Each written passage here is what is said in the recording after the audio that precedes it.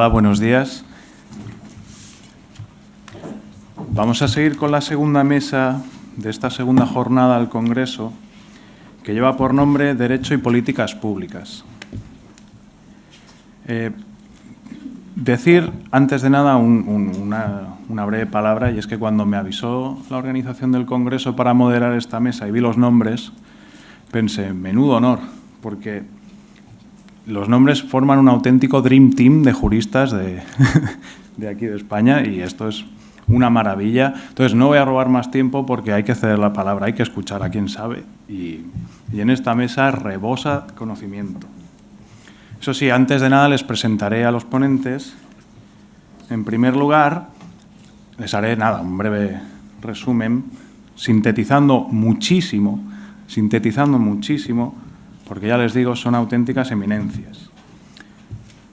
A mi izquierda, es decir, a su derecha, tienen a Aurora Hernández Rodríguez, licenciada en Derecho por la Universidad de Navarra, doctora en Derecho también por la misma Universidad de Navarra. Ella es profesora titular de Derecho Internacional Privado en la Universidad de Cantabria. Es autora, entre otras muchas publicaciones, de obras como los contratos internacionales de construcción llave en mano o los contratos de edición en Derecho Internacional Privado Español. Pero vaya, es que también ha escrito sobre comercio internacional, derecho procesal internacional o derecho de familia internacional. No duden en hacer preguntas cuando se abra el turno. A su derecha está Antonia Durán Ayago, que es profesora titular de Derecho Internacional Privado en la Universidad de Salamanca. Desde 2012, si no me equivoco, trabaja temas de gestación por sustitución. Lleva más de una década con publicaciones de grandísima relevancia. Y entre sus investigaciones pues encontramos, además de gestación por sustitución, pues temas de adopción internacional, protección internacional de menores, contratos internacionales con parte débil o derecho de nacionalidad y de extranjería. A su izquierda tienen a Esther Farnós Amorós, que es profesora titular de Derecho Civil en la Universitat Pompeu Fabra de Barcelona. Y entre sus investigaciones, pues destacar que ha abordado derecho de familia y dentro de este campo, pues relaciones de filiación respecto de personas nacidas con técnicas de reproducción humana asistida, aunque también ha entrado en el campo de la bioética, la responsabilidad civil extracontractual, contratos y derecho de sucesiones y todas muy buenas publicaciones. Finalmente, aquí a mi derecha, a su izquierda, tienen al doctor Carlos Romeo Casabona, que es doctor en Derecho y en Medicina por la Universidad de Zaragoza, catedrático emérito de Derecho Penal, miembro del Comité de Bioética del Consejo de Europa, presidente del Comité de Ética de Investigación con Medicamentos de Euskadi, fundador y director de la Cátedra Universitaria de Derecho y Genoma Humano, director también de la revista de Derecho y Genoma Humano desde 1994, si no fallo en los datos. Sin más, vamos a seguir el programa y cedo ya la palabra a Aurora Hernández para que comience esta mesa. Bueno, muchísimas gracias.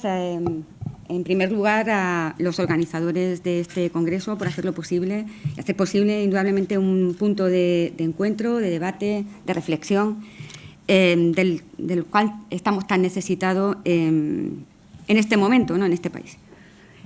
Bueno, yo, sin más demora, voy a comenzar mi ponencia sobre la gestación por sustitución y orden público internacional. Como ya ha comentado Marc, yo soy profesora de Derecho Internacional Privado y el enfoque jurídico que voy a dar a esta realidad social es indudablemente desde mi perspectiva académica, desde el punto de vista del derecho internacional privado. Con ello ya pueden ustedes imaginar que hablaré sobre gestación por sustitución transnacional, la que tiene lugar en el extranjero y que posteriormente se trata de incorporar al acervo jurídico español, al ordenamiento jurídico español, ¿no? Y para ello me voy a centrar en un mecanismo técnico-jurídico muy importante del derecho internacional privado, que es el mecanismo de orden público internacional. Este mecanismo, y es importante que yo lo explique para que luego vean, ¿no?, pues las reflexiones que voy a realizar sobre la normativa en vigor para España y lo que está haciendo los tribunales, no solamente supremos, sino también la jurisprudencia menor. Vamos a ver, el orden público internacional es un mecanismo que se utiliza en internacional privado, en derecho internacional privado, como mecanismo de protección ante externalidades de otros ordenamientos jurídicos. Entonces, podemos utilizar este mecanismo en dos situaciones. Primer escenario, podemos utilizarlo cuando se ha creado una relación jurídico-privada en el extranjero y se trata de reconocer efectos aquí en España la misma. Bien, pues entonces aquí podemos desempolvar el orden público internacional en caso de que los efectos que derivan de esa situación privada, o en este caso sería el nacimiento de un niño y la determinación de la filiación, fueran contrarios al orden público internacional español, ¿vale? Que ahora explicaré en qué consiste, cuál es el contenido y cuándo se puede utilizar, ¿vale?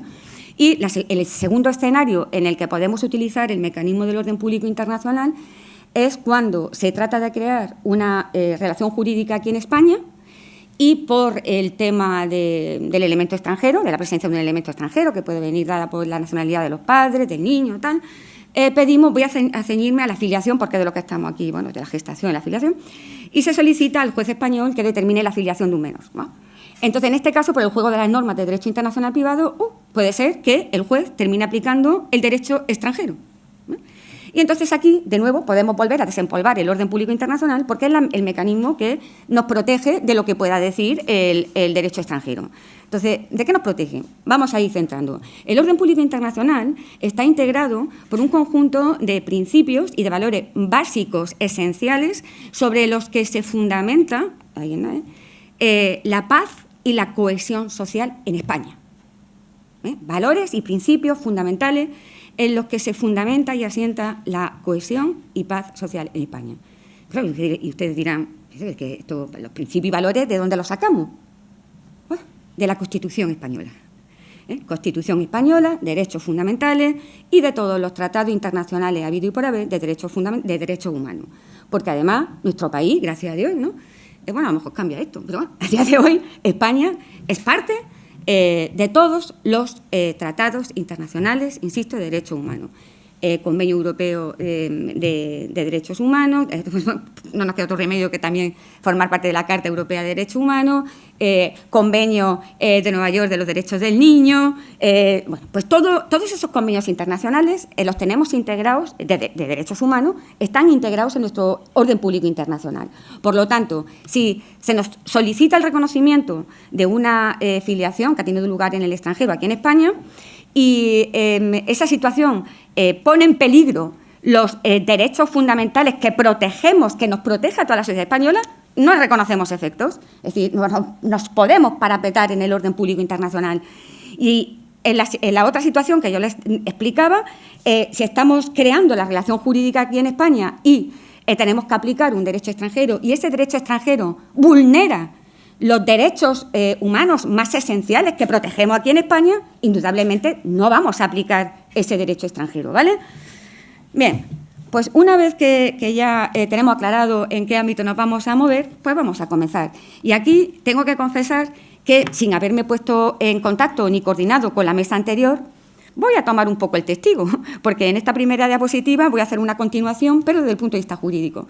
Para mí aquí, para entender cómo se está tratando desde el punto de vista jurídico la gestación subrogada y todos los problemas legales que nos está planteando a los juristas, para mí esta diapositiva es fundamental y se la debo a la profesora Esther Farnós Amorós, que un día leyéndola me vi la luz.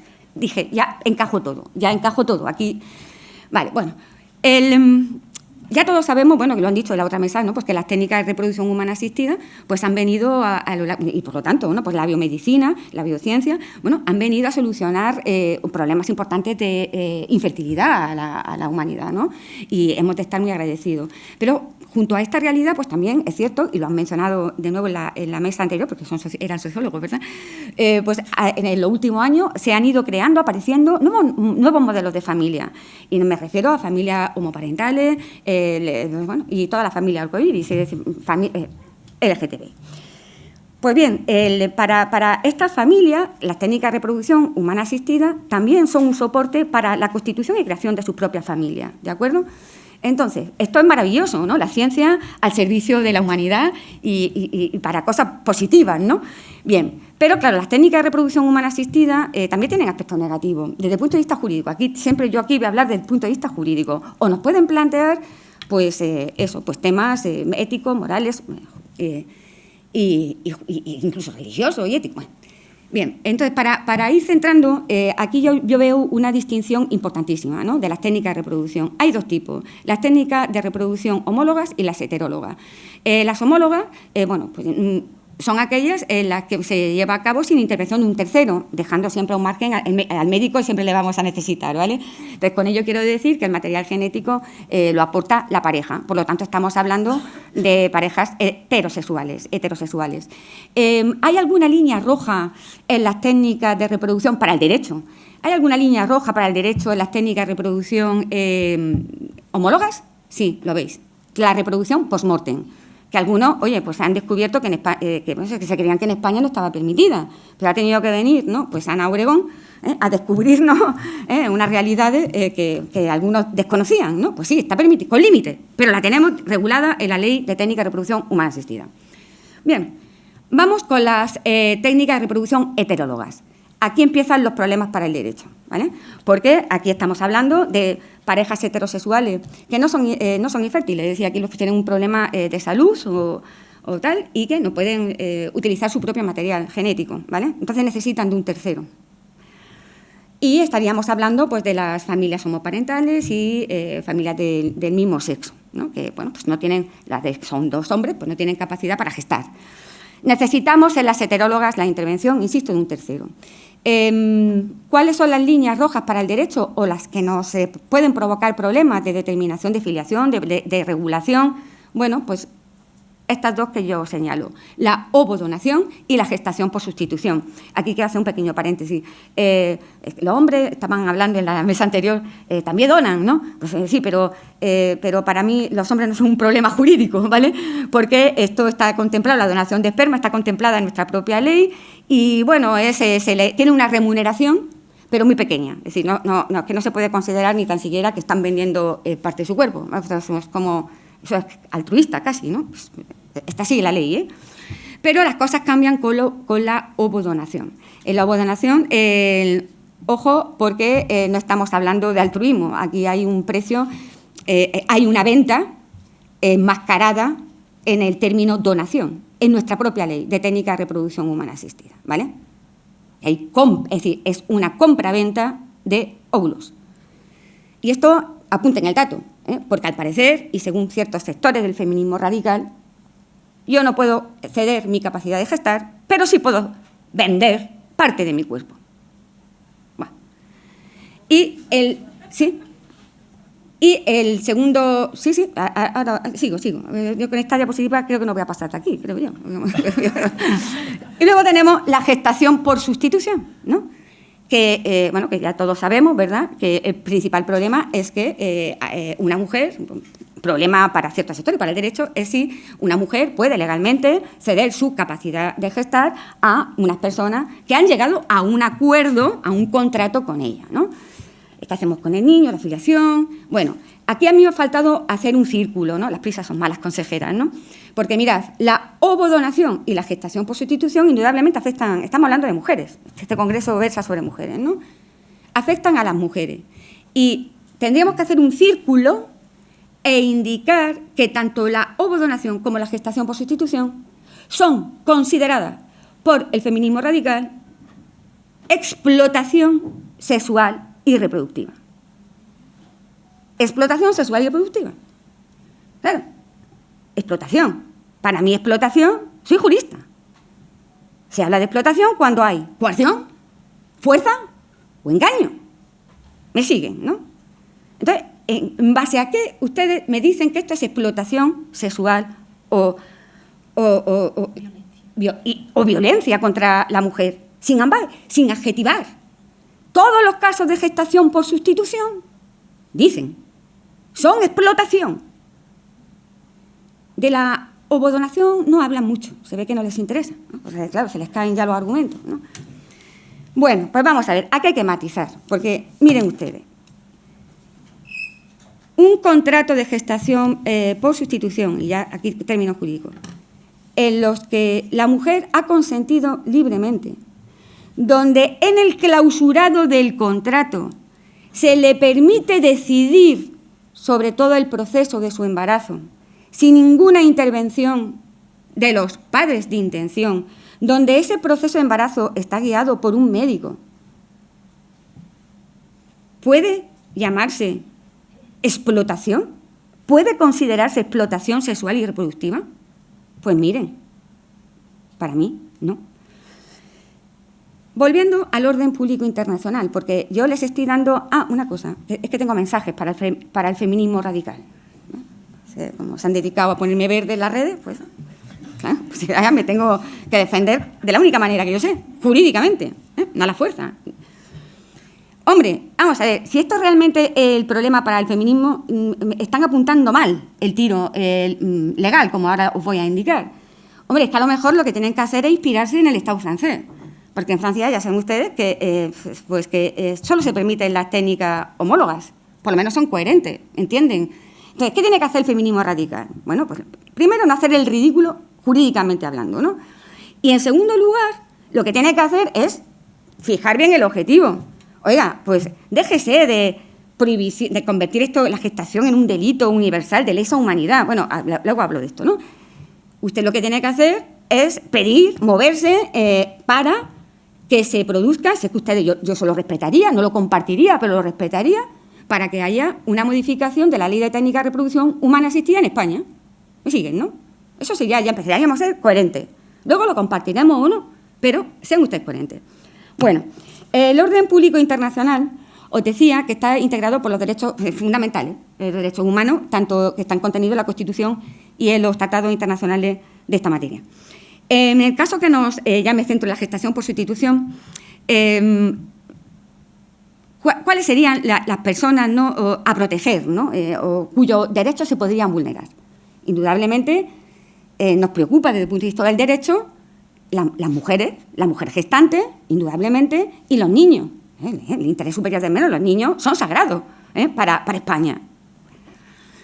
Bien, ¿dónde se refleja esto en el orden público? Pues en lo que afecta a la mujer, mensaje, decía que les traía un mensaje a la feminista, otro, el segundo, a las radicales, a las radicales, ¿no? Y luego que me contesten si quieren. La respuesta a este planteamiento de cuáles son los derechos que integran el orden público que afectan a las mujeres en la gestación por sustitución, pues la respuesta hay que encontrarla en la sentencia del Tribunal Constitucional de 9 de mayo de 2023. Lo mismo me fusilan, ¿no? Sí, sentencia del Tribunal Constitucional de 9 de mayo de 2023.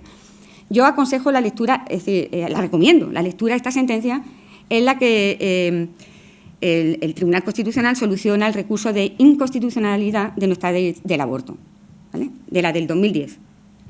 Y tiene unos párrafos dedicados al embarazo, a la capacidad de gestar, a la decisión, ¿vale? ¿Cuáles son los derechos que nos afectan y que nos tienen que respetar y proteger? El derecho, los tribunales. Primero, la libertad. La libertad de decidir sobre todas las cuestiones importantes de nuestras propias vidas, de nuestro proyecto vital. Artículo, no me voy a ir muy lejos, dentro de la Constitución, 1.1 de la Constitución española. Y sigo. Segundo derecho que nos afecta, derecho a la dignidad y al libre desarrollo de la persona. Artículo 10.1. Artículo 15, derecho a la integridad física y moral. Derecho a decidir sobre nuestro propio cuerpo, ¿vale? Estos son los derechos que tenemos que proteger en un contrato de gestación subrogada. Si el contrato de gestación subrogada, hecho en España o en el extranjero, no respeta estos derechos, los pone en peligro, caerá sobre él el orden público internacional. No se le reconocerán ningunos efectos en España. Este es el núcleo gordo que hay que proteger con la ley en la mano, ¿vale? Por lo tanto, si ese contrato respeta estos derechos, no hay explotación sexual ni reproductiva, porque habrá habido consentimiento libre, se habrá respetado la dignidad de la mujer, la decisión de seguir adelante o no su embarazo, etc., etc., etc. ¿De acuerdo? Por lo tanto, ¿es toda la gestación por sustitución explotación? No. Porque si la gestación por sustitución cumple unos mínimos, y los mínimos los tenemos dentro de la Constitución y en los tratados de derechos humanos, eso no será explotación sexual ni reproductiva. En cuanto a los niños, que no me olvido de ellos, los niños están más protegidos. Y me explico. Están más protegidos por la jurisprudencia del Tribunal Europeo de Derechos Humanos y por nuestra propia Constitución. Están más protegidos porque, ya sabéis, voy adelantando, ya, no sé cómo voy de tiempo, la jurisprudencia del... aquí. La jurisprudencia, bueno, ante el Tribunal Europeo de Derechos Humanos se ha generado muchísima jurisprudencia, probablemente me falte alguna que otra sentencia ahí, en la que, bueno, el mensaje del Tribunal Europeo de Derechos Humanos ha sido muy claro, ¿no? En materia de gestación por sustitución. El Tribunal Europeo de Derechos Humanos, esta jurisprudencia integra el orden público internacional español, ¿eh? ¿El cuarto o tercer mensaje para el feminismo? Yo creo que ya... O sea, es que esto es otro mensaje importante para el feminismo radical. Es que parece ser que desconocen esto, ¿no? A ver, ¿qué dice el Tribunal Europeo? Lo voy a decir de manera muy sencilla para que todo el mundo me siga y me entienda. El Tribunal Europeo tiene 3 mensajes. Primero, para los Estados. Segundo, para los padres de intención que acuden al extranjero a buscar una técnica de reproducción humana que en su propio país no les permite. Y ya está. Y para los niños, entre las 3 partes, ¿no? De las mujeres no dice nada, pero tampoco se le plantea, por lo tanto, yo no tengo nada que reprochar al Tribunal Europeo de Derechos Humanos, no se puede pronunciar si no se le pide que se pronuncie.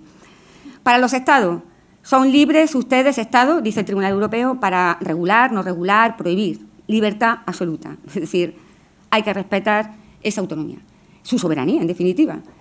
Para los padres de intención, no vengan a llorarme, porque a ustedes no les estamos vulnerando ningún derecho humano ni fundamental, ¿no? Porque claro, la gente dice, es que me están vulnerando el derecho al respeto a la vida privada y familiar, me están impidiendo constituir una familia, dice el Tribunal Europeo. No. Ustedes han hecho un forum shopping como la copa de un pino. Forum shopping es el término que utilizamos en internacional privado para esto, para escapar de tu país y acudir a otro buscando lo que en el tuyo no te dejan, ¿no? En este caso sería además bad forum shopping. Bueno, y el Tribunal Europeo dice, no, a ustedes no se les está vulnerando ningún derecho, eran plenamente conscientes de lo que estaban haciendo. Niños, ¿qué hacemos con los niños? Porque el niño ya ha nacido, pues dice el Tribunal Europeo de Derechos. El niño tiene personalidad jurídica independiente, es un ser vivo independiente de sus padres, ¿vale? Por lo tanto, al niño tenemos que respetarle todos sus derechos. Derecho a ser inscrito, derecho a ser inscrito, derecho a tener una nacionalidad. Y luego ya derivarían de ahí el derecho a tener alimento, a tener su propia familia, su padre, su madre, sus 2 madres, sus 2 padres, ¿entienden, no? Todos los derechos habidos por haber. Por lo tanto, esos niños que nacen en el extranjero por gestación por sustitución tienen que ser inscritos en el Estado correspondiente, en este caso sería España. Y además, esto me da, no sé si me va a entrar la risa, con celeridad, rápidamente. Esto en España, digo que me da la risa por España, ¿no? Bueno, pues ese es el estado de la cuestión. Como me queda un minuto, si luego se abre turno de debate, yo estoy encantada de poder participar. Sí que me gustaría aquí hacer 2 menciones solo, no me regañéis. ¿Qué es lo que está pasando en España? Porque este es el 5º mensaje para el feminismo radical. El quinto. Dice, vamos a ver, este sector repite como mantra que en España la gestación por sustitución es delito, está prohibida, es un ilícito, es trata, es... Bueno, ¿y dónde? Yo digo, ¿pero de dónde sacan eso? ¿De dónde lo sacan? Soy jurista, por favor, ¿no?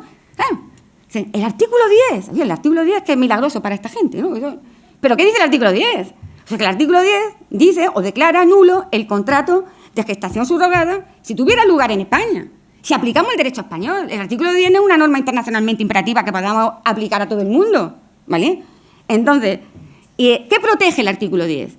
El artículo 10 hace un reproche penal en caso de que unos ciudadanos hicieran gestación por sustitución en España. No es un reproche moral o ético al ciudadano, porque no hay sanción penal. Es que no hay penal. El artículo 10 recoge una sanción civil. El contrato es nulo. ¿Han metido a alguien en este país en la cárcel por gestación por sustitución? No. ¿Habrá habido casos? Pues pocos, digo yo, porque ¿sabéis a quién se le cae, si me permiten en los términos coloquiales, el pelo en España si se acude a gestación por sustitución? A las clínicas. La sanción no es penal, es administrativa. Una pasta que luego la publicidad pues no creo que tampoco les convenga, ¿no? Pero eso es lo que dice el artículo 10. ¿Qué protege el artículo 10? Y yo creo que Esther me va a dar la razón. La determinación de la filiación, tal como queda configurada en el Código Civil. Que la madre es la que pare. Ya está. Eso, espero que eso se caiga ya del Código Civil, La madre es la que pare. Punto. Veracidad biológica. Hablar de esto en pleno siglo XXI. Bueno, pues por lo tanto, no es delito. 221 del Código Penal no está pensado en la gestación por sustitución, por favor. Ahí hay una compra-venta, es decir, eso es lo que está castigando el Código Penal. En la gestación por sustitución hay una compra. A mí me han dicho que soy compra-bebés por dedicarme a analizar jurídicamente la gestación subrogada. Pero ¿cómo va a ser una compra? No puede ser una compra, porque se me ha olvidado un dato antes muy importante y ya termino, de verdad. Del Tribunal Europeo de Derechos Humanos. ¿Sabéis lo que exige el Tribunal Europeo de Derechos Humanos para reconocer todo, la gestación y los derechos y proteger los derechos del niño? Vinculación genética. Vinculación genética. Pero si es que ya el Tribunal Europeo de Derechos Humanos, de al menos uno de los padres de intención, ya nos está marcando la línea regulatoria de lo que debe de ser para el derecho a la gestación por sustitución. Trata violencia contra la mujer. ¿Eso dónde se dice? En la exposición de motivos de la nueva ley del aborto. Estas personas, este sector del feminismo radical, no han debido de estudiar Derecho, por mucho que digan que son expertas. ¿Sí? La exposición de motivos no tiene o carece de valor vinculante. Al jurista le sirve para, posteriormente, interpretar el articulado de la norma, ¿no?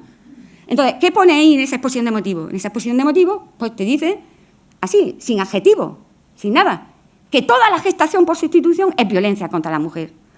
Porque lo dice el Convenio de Estambul. Mienten. La Convención de Estambul no habla de gestación por sustitución. ¿Vale? Que yo no digo que ciertos casos de gestación por sustitución puedan considerarse violencia contra la mujer. Podría, sí, aquellos que no respetan los derechos fundamentales. La autodeterminación, la dignidad, el consentimiento, bla, bla, bla. Me siguen, ¿no? Vale. Entonces, yo me voy como soy jurista, me voy al artículo 32, ¿no? A ver si puedo utilizar la exposición de motivos, ¿no? Esto de... ¿no? ¿Y qué dice el artículo 32? Replica el artículo 10 de la Ley de Técnica de Reproducción Humana Asistida. Y el artículo 33, esto es lo único novedoso, y esto ha sido un avance en su lucha, y está bien, esto sí que ha sido una novedad en España. El artículo 33 de esta ley pone el punto de mira a las agencias, intermediarios, ¿vale? Por el tema del lucro, tal. Y bueno, y a partir de esto, pues se prohíben en España los actos de comercialización, ¿no? Pues eso, por las ferias que había en IFEMA, de agencias para promover comercialmente la gestación subrogada. Comercialmente, no académicamente, que hay aquí. Bueno, y ya termino, me vais a matar todo. Propuestas legislativas a nivel internacional, y así cedo la palabra ya a la siguiente ponente, que creo que es Antonia, ¿no? Durán, y se lo dejo ya en bandeja, ¿no? A nivel internacional, ¿qué se está haciendo? Mirad, yo aquí he seguido un poco, ¿no? Pues, un cierto paralelismo con el debate que hay, la prostitución. Pues aquí podemos también distinguir dos modelos, ¿no? El abolicionista y el regulacionista. Ambos tienen un punto común y una diferencia. El punto común es proteger los derechos humanos de las partes más débiles implicadas en la gestación por sustitución, que son los niños y las mujeres gestantes, ¿vale? Y garantizar esos derechos humanos, ambos. Y diferencia la técnica legislativa. En el caso del abolicionismo, lo que se está proponiendo en esta propuesta de Convenio Internacional, en el que se aboga a que pues esto se haga, la gestación por sustitución sea delito en todas partes del mundo, y en la declaración de Casablanca de 3 de marzo de 2023, una declaración de intenciones, ahí lo que se está pidiendo es que la gestación por sustitución se convierta en delito, que todos los estados prohíban la gestación por sustitución. Pero además sin distinción de gestación forzosa, no, toda. Porque ya os decía al principio que para esta gente toda gestación es explotación, no distinguen. Ya está. Al otro lado, los regulacionistas. ¿El enfoque es de derecho sustantivo o penal? No. es de derecho internacional privado. Aquí se sigue un poco la línea de la jurisprudencia del Tribunal Europeo de Derechos Humanos. Bueno, que los Estados hagan lo que quieran, que regulen, no regulen. Creo que la profesora que viene de México mencionaba los distintos modelos. Bueno, pues yo no me... Que cada uno haga lo que quiera, ¿vale? Pero el mundo es global y los ciudadanos pues se mueven y van a otros estados a buscar lo que no les dejan en el suyo, ¿no? Entonces, estos dos modelos, uno nos viene de la Conferencia de La Haya, va a haber convenio, hace poco, todavía no lo sabíamos, ya les podemos decir que va a haber convenio, se está trabajando en él, y el segundo es una propuesta de reglamento de la Unión Europea, ¿vale? Y bueno, aquí tanto unos como otros tienen en cuenta la gestación por sustitución. Si bien es cierto, y con ello termino, no me matéis, si bien con lo que voy a terminar, el feminismo en general y el radical se va a poner muy contento. Claro, yo no soy talibán, ¿no? Y he de reconocer que tanto en la Conferencia de La Haya como en la Unión Europea la perspectiva de género no está ausente, ¿eh? Está ausente. Hay un centro, el foco de atención está en el interés superior del menor, el interés superior del menor, pero oiga, las mujeres también existimos. Muchísimas gracias y perdón por el... Muchas gracias a la doctora Hernández. Tiene la palabra la doctora Antonia Durán. Bueno, buenos días a todos, a todas. Un placer para mí acompañar en este primer congreso de Mujer y Gestación por Sustitución y estar también acompañada por queridos y respetados compañeros y compañeras. Bueno, después de todos los mensajes que mi compañera Aurora ha vertido contra el feminismo radical, yo voy a intentar, bueno, controlarme un poco. No es el objeto de mi exposición, sino que yo voy a intentar, y nos hemos puesto de acuerdo, ¿no? Dado que las dos somos de Derecho Internacional Privado, a la hora de repartirnos las intervenciones, ¿no? Es decir, para no intentar pisarnos, ¿no? Coloquialmente las intervenciones, pues Aurora decidió analizar el tema desde un enfoque de orden público internacional y yo voy a hablarles o intentar al menos explicarles qué es lo que viene de lega y ferenda, qué es lo que ahora mismo se puede hacer para regular esta materia. Desde ya, claro, me confieso la posición que yo creo que todos compartimos de que es necesario regular para evitar precisamente explotación, trata, todo lo que sean comportamientos que se salgan del respeto a los derechos de todas las partes que intervienen en la gestación por sustitución. Entonces, tengo yo aquí el mandito, me voy a centrar para empezar, y dado que actualmente todos los casos de gestación por sustitución que tenemos son de carácter transnacional, de carácter internacional, pues es muy importante saber lo que se está haciendo en el seno de la Conferencia de La Haya de Derecho Internacional Privado y también saber qué se está haciendo a nivel europeo, con una propuesta de reglamento que quiere regular la filiación de carácter europeo y, aunque bueno, vamos a ver qué da de sí esta propuesta, implícitamente también estarían contemplados los acuerdos de gestación por sustitución, pero en concreto los efectos, es decir, la necesidad de reconocer la filiación a vida a través de gestación por sustitución en cualquier estado de la Unión Europea, ojo, de la Unión Europea, porque el contexto es limitado, que ya se hubiera constituido, ¿no?, la filiación en ese estado, pues tendría la obligación de que en cualquier otro reconocerlo. ¿Vale? Esto es muy importante. Pero en este texto, como bien avanzaba Aurora, no está el tema de la mujer gestante por ningún lado, porque se sitúan en un contexto podemos decir, a posteriori. Es decir, ya no sabemos cómo se ha gestado, o sea, cómo se ha estructurado el contrato, sabemos que hay un niño. Y a ese niño hay que dotarlo de una filiación, porque es la única forma de acompañarlo y protegerlo. Entonces, la perspectiva de género aquí ahora mismo no está explícita, ni aparece por ningún lado. Sin embargo, en el tema de la Conferencia de La Haya, Sí que ha habido muchos trabajos, se está trabajando desde 2010. Es un tema complejo, ninguno de los juristas queremos hacerlo más simple, porque es complejo, y el grupo de expertos que se constituye, creo que desde 2016, ha tenido hasta 13 reuniones y en noviembre del año pasado ya presentaron su informe final. Ese informe final ha ido a la conferencia política de la conferencia y lo que han decidido es que, evidentemente, no sabemos cómo ni de qué manera, pero esto hay que regularlo.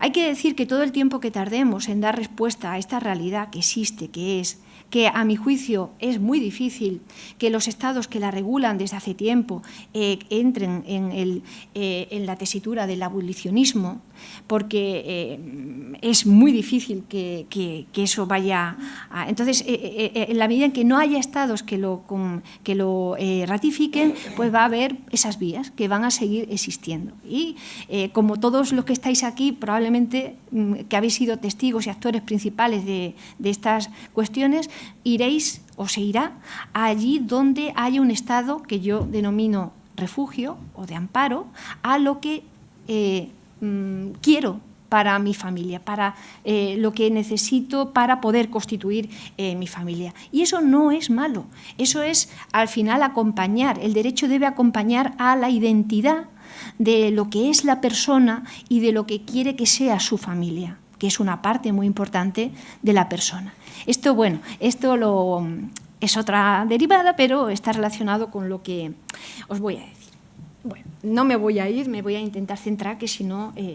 Bueno, entonces, ¿qué pasa con la Conferencia de La Haya? La Conferencia de La Haya, en estos años, 13 años, han salido todos los temas, habidos y por haber. Y en ese informe final al que os voy a hacer referencia, hay como dos aproximaciones. ¿En cuál estaría fundamentalmente la posición de la mujer gestante? En el que ellos han denominado una aproximación previa a la filiación, que pone el ojo, el objeto, la lupa, el objetivo en la fase previa a al nacimiento del niño, en la fase del contrato. Esta posición es muy importante, porque aquí es donde realmente vamos a ver que es necesario para evitar cualquier tipo de suspicacia, de cualquier tipo de explotación, de violencia, de ver que, controlar de alguna manera que la mujer gestante, que es una parte fundamental y sine qua non para que esto pueda cristalizar, se ha respetado su libertad, su autonomía. El consentimiento ha sido libre, no ha habido ninguna intimidación. Es decir, aquí lo que se trata es de intentar evitar comportamientos abusivos. Esto se puede hacer cuando estamos hablando desde una perspectiva internacional a través de la cooperación, que es lo mismo que se hizo y con buenos resultados en la adopción internacional. El Convenio de La Haya de Adopción Internacional de 1993 está sustentado en estas premisas de cooperación. Hay dos estados que intervienen, cada uno tiene su papel y de lo que se trata es de garantizar que los derechos de todas las partes queden respetados. Esto, por ejemplo, si así... Ahora mismo no estamos en esta... Es decir, parece que todo se inclina hacia una intervención a posteriori, ¿vale? Pero si se llegara y fuera posible, factible en algún momento este convenio, evitaríamos todo tipo de prácticas sospechosas. Incluso podríamos determinar que, claro, los estados que ya firman o se adhieren a ese convenio van a poner todas las garantías para que estos contratos se puedan elaborar y celebrar respetando los derechos de todas las partes. Bueno, entonces, además ahí también tendríamos la posibilidad, bueno, aparte de todo esto que os digo aquí, que me lo estoy saltando, ¿vale? Pero todo esto que os pongo lo dicen en el informe. Es muy importante en el tema de los contratos el tema de una cosa que los internacional privatistas decimos forum jus, es decir, que la autoridad judicial o pública que intervenga para constituir la filiación, que puede ser previa, puede ser previa al nacimiento, como sucede en algunos estados, sea la del lugar donde reside la gestante. Bien, y eso no es forum shopping. Ojo, Aurora, no caigamos en esa trampa. No, el que va fuera a buscar lo que no encuentra dentro, lo hace porque el estado donde va tiene sus normas de competencia que se lo permiten. Es decir, ninguna de las parejas que está aquí ha hecho ningún tipo de fraude. Y esto lo ha dicho el propio Tribunal Supremo. No hay ningún temor. No, han ido a buscar lo que aquí no tenemos. Claro, es el forum shopping. Pero no malo, no hay fraude, porque lo pueden hacer porque las normas de competencia del Estado donde se han trasladado lo posibilitan, si no, no lo podrían hacer. Y no quiere decir que estemos entonces yendo contra las normas de ese Estado, ¿no?, que estén mal establecidas, porque normalmente lo que hacen es tener como referencia el lugar de donde reside la gestante. ¿Vale? Esto es importante, es que hay matices de interés. Y que, que esa autoridad que interviene, va a aplicar su propio derecho, ¿vale? Es la forma de garantizar que no hay ningún problema. Luego el reconocimiento pues ya vendrá por otra vía. Bueno, entonces, ahí esa primera fase, o sea, esa primera aproximación, a mi juicio, sería lo más que podríamos conseguir, pero es muy complicado porque mayoritariamente todavía son los estados que no regulan materialmente la gestación por sustitución. Así que, aunque se fuera por ahí, hubiera de momento muy pocos que se podrían adherir. Bien, estamos más en la otra fase. Yo creo que vamos a ir más por el protocolo a posteriori, que es garantizar que la afiliación que ya se ha constituido en un estado pueda acceder al registro civil de donde residen los comitentes, que son padres ya en el estado donde el niño ha nacido, que es donde está la mujer gestante. Claro, entonces aquí lo único que podemos hacer es, yendo al orden público internacional, solo impedir, y eso lo ha dicho además la instrucción famosa de 2010 de la Dirección General de los Registros y del Notariado, impedir que accedan al registro civil español aquellas filiaciones habidas a través de gestación por sustitución en los que se acredite de forma manifiesta que se ha vulnerado el interés superior del niño o de la gestante. Porque en esta instrucción se habla de la gestante, pero se habla de la capacidad, se habla del consentimiento, que debe haber sido libre, voluntario, informado. Entonces, esto es así. Claro, bueno, y esto de la conferencia La Haya, el reglamento ausente, la gestante no aparece por ningún lado, en ningún artículo ni en la exposición de motivos no está. ¿Por qué? Porque su posición es a posteriori, es reconocer lo que ya se ha constituido, donde se haya constituido, allí estado de refugio que lo permita, ¿vale? Claro, pero, ojo, estamos en un contexto europeo. Es decir, este reglamento solo se va a aplicar en el contexto de Estados miembros de la Unión Europea. Es decir, a priori, desde la perspectiva de la gestación por sustitución, porque esto realmente está, o sea, el enfoque es más amplio que... Desde luego, no es un convenio, o sea, un reglamento pensado solo para la gestación por sustitución, sino para todo tipo de filiaciones, y está pensando fundamentalmente el legislador europeo en la estrategia europea LGTBI, y aquí tampoco me quiero meter, recordemos a Meloni, con lo que se está haciendo en Italia, lo que se está haciendo en Hungría, lo que se está haciendo en Polonia, lo que esperemos que no se haga aquí después del domingo, pero hay un riesgo real y tenemos que ser conscientes que las alianzas se deben tejer entre los que siempre defendemos los derechos humanos, no nos perdamos en batallas espurias o inútiles. Entonces, esto es importante. ¿Qué ocurre? Que a nivel europeo muy pocos estados todavía regulan la gestación por sustitución, con lo cual, bueno, tampoco su alcance va a tener, no va a ser demasiado amplio, ¿no? Al salir el Reino Unido, que era uno de los estados, pero está Grecia, está Portugal, lo que ocurre es que estos estados están muy limitados. Sus normas de competencia judicial internacional no permiten, en muchos casos, que vengan otros de fuera a poder materializar sus contratos allí, ¿no? Entonces, bueno, pero en todo caso el orden público está ahí y ahí es donde la mujer gestante podría aparecer. Y luego, claro, quería haceros referencia muy brevemente a qué podría ser de cara al futuro si es que se regula en algún momento la gestación por sustitución. Hay que tener en cuenta que solo Ciudadanos ha presentado por tres veces, la última en abril de este año, propuestas de ley reguladoras de la gestación por sustitución. Esta es la última, de 14 de abril de 2023. ¿Vale? Y ahí sí que queda claro, desde su perspectiva, cuáles son los requisitos para proteger a la gestante, ¿no?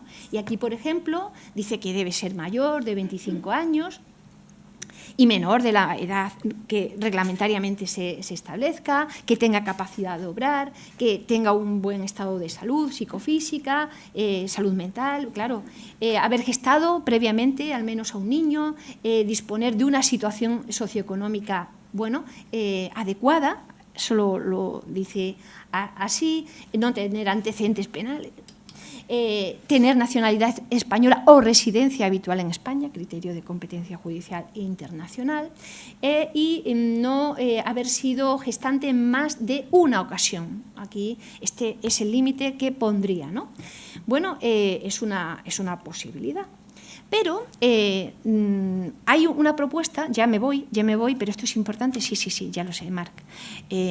Siento ser, a lo mejor es que, claro, queremos decir tantas cosas, pero aquí hay hace ya años, el grupo de bioética de la Sociedad Española de Fertilidad hizo un análisis muy importante acerca de cómo podría regularse la gestación por sustitución en España y prestaba atención a todas las partes y había un capítulo muy interesante sobre la mujer gestante, ¿no? Aquí os pongo algunos de los requisitos, ¿no? Entre ellos, por ejemplo, nos recomendaba que la gestante aportara su óvulo, entonces era una gestación parcial, tenía que tener, por supuesto, capacidad, consentimiento informado, eso exigía que hubiera gestado al menos una vez con carácter previo, tener medios suficientes, no gestar dentro de la familia, no tener una vinculación dentro de la familia y, bueno, distintas cuestiones, ¿no? Entonces, bueno, todo esto lo podéis, imagino que lo compartirán entre todos los que están matriculados y me parece que es la fórmula, ¿no? Es decir, vamos a ir a regular en positivo. No podemos prohibir, porque prohibir, ¿qué significa? Significa poner a estas mujeres en riesgo. Todo lo que no sea clarificar derechos, al final vienen en contra, ¿no? Entonces, en resumen, bueno, pues esto. ¿Qué podemos hacer? Actuar, regular, en positivo. Es decir, la realidad existe. El derecho, todo el tiempo que tarde en dar respuesta a lo que es, está fallando. Esto es así. ¿Cómo lo vamos a hacer? Bueno, pues desde una perspectiva previa, regulando el contrato, o si no somos tan avezados, pues intentando reconocer la filiación ya que está constituida en otros estados refugio, como yo los llamo. Y dos reflexiones finales que entroncan con mi compañera. Claro, yo aquí anoche decía, a ver, si el feminismo no garantiza la libertad de la mujer para decidir si quiere gestar para otros, ¿de qué feminismo estamos hablando?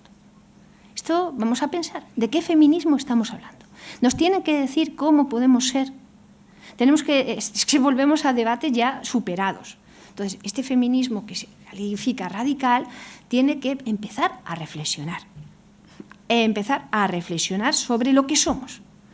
Y luego, muy importante, y por eso me parece que este congreso es de vital importancia, porque en todo proceso de gestación por sustitución hay al menos tres relatos que cada uno tiene su importancia y su determinación. Y hay que escucharlos todos. Nosotros aquí estamos escuchando la posición de la mujer que ha gestado, ayer lo hicimos, para otro. Hemos escuchado la familia comitente que ha ido. Hemos escuchado a las niñas que han nacido ayer. Qué placer escucharlas. Ojalá hubiera muchos adolescentes como ella, con las cabezas tan bien amuebladas. Eso es lo que necesitamos. Necesitamos relatos reales de experiencias, aparte de que los juristas y los sociólogos, los antropólogos, todos acompañemos en los procesos. Pero si nos ponemos como una avestruz, nos escondemos detrás de la cabeza, debajo del ala, así no vamos a ninguna parte. Entonces yo animo a que estos espacios tan fructíferos sigan existiendo. Los relatos se han de contar, todas las realidades se han de contar. Somos mayoritarios. Yo quiero pensar que somos mayoritarios, estoy convencida que sí, los datos que se han presentado antes así lo atestiguan, ¿no? De que la sociedad española somos mucho más respetuosos que lo que se está haciendo ver por parte de grupúsculos, ¿no? Entonces, bueno, enhorabuena a todas las familias que se han podido constituir siendo valientes, yendo a donde han podido encontrar su garantía, y lo que tenemos que hacer modestamente todos los que trabajamos en esta materia es poner un poco de sentido común, que a veces falta. Bueno, muchas gracias y disculpad por... Muchas gracias a la doctora Durán. Tiene la palabra la doctora Esther Farnós. No me he excedido mucho, sí.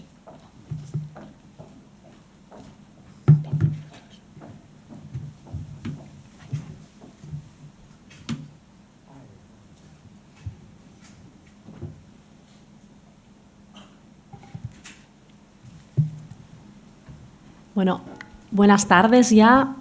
Yo quiero empezar felicitando a la organización por haber conseguido organizar este congreso, pese a todas las resistencias y todas las dificultades.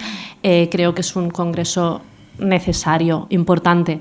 Y en segundo lugar, también quiero agradecer la invitación, la oportunidad de estar hoy aquí, y lo haré pues dando las gracias personalmente a Consuelo Álvarez Plaza y Ariadna Ayala de la Universidad Complutense de Madrid, y a través de ellas pues hacerlo extensivo a todas las personas que han estado involucradas en la organización de este congreso que me parece, como he dicho, tan importante, ¿no? A diferencia de mis compañeras internacional privatistas y de los compañeros de Internacional Privado a los que siempre recurro cuando tengo dudas, porque esta es una cuestión muy técnica sobre la que los que somos legos en esta materia necesitamos ayuda externa, yo me voy a centrar como civilista en el plano ex ante. No hay niño todavía. Estamos hablando de si debe permitirse la gestación por sustitución a nivel doméstico. Esta es mi pregunta. Y en caso de respuesta afirmativa, pues, ¿cómo deberíamos regular, ¿no? Es algo que soy consciente que es difícil tratar en 15 minutos, por eso lo que voy a hacer es dar algunas pinceladas sobre aspectos que me parecen importantes. Partimos, en primer lugar, del plano jurídico, ¿no? Y ya se ha mencionado la que creo que es la norma base en esta materia, que es la que nos dice que en España los acuerdos de gestación por sustitución son nulos de pleno derecho. El artículo 10 de la Ley de Técnicas de Reproducción Asistida del año 2006 reproduce en términos casi idénticos lo que decía el mismo artículo de la primera ley en materia de reproducción asistida española, que era una ley de 1988. Es nulo de pleno derecho el contrato por el que se convenga la gestación, con o sin precio.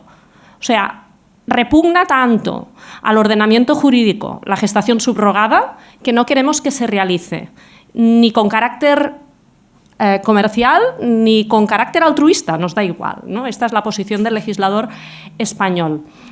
¿Cuál es la consecuencia de esta nulidad de pleno derecho? Es una consecuencia civil, no penal. Y esto ya se ha mencionado antes. La consecuencia es que madre es quien pare. La regla tradicional del derecho romano que determina la maternidad se impone en esta materia. La filiación de los hijos nacidos por gestación de sustitución será determinada por el parto. Pero me parece muy importante resaltar lo que dice el apartado 3 de esta norma, que de alguna manera es lo que permite que situaciones de gestación por sustitución realizadas en el extranjero se acaben regularizando en España. Y es la siguiente: queda a salvo la posible acción de reclamación de la paternidad respecto del padre biológico conforme a las reglas generales. El padre biológico podrá ser considerado padre y a través de esta vía se permite que si este padre está en pareja con una madre, esta señora pueda acabar adoptando al hijo de su pareja, o si la pareja es un hombre, que esta persona pueda, por la vía de la adopción o reconocimiento, también ser considerado padre. En el plano jurídico, también me parece importante, y se ha mencionado antes, esta referencia reciente a la concepción de la gestación por sustitución como una forma grave de violencia reproductiva. El preámbulo de la Ley Orgánica 1/2023, que reforma la Ley Orgánica 2/2010 de Salud Sexual y Reproductiva, la ley del aborto, nos dice claramente que la gestación subrogada es una forma grave de violencia reproductiva. Pero, como se ha mencionado, el preámbulo no es una norma vinculante, es una declaración de principios. Y muestra de ello es que el Código Penal no se ha reformado en España. Los únicos artículos que podrían estar relacionados con la gestación por sustitución, pero en los que el legislador no estaba pensando en la gestación por sustitución cuando lo redactó, son los artículos 220 y 222 del Código Penal relativos a la suposición de parto, supuestos en los que una mujer finge un embarazo que en realidad está llevando a cabo otra mujer para después ser considerada ella madre, ¿no? Y también se trata de supuestos de alteración de la filiación, que son, como ha dicho la compañera Aurora antes, supuestos de compra-venta de bebés, que es un supuesto muy distinto. El hijo ya ha nacido y lo vendo a un tercero.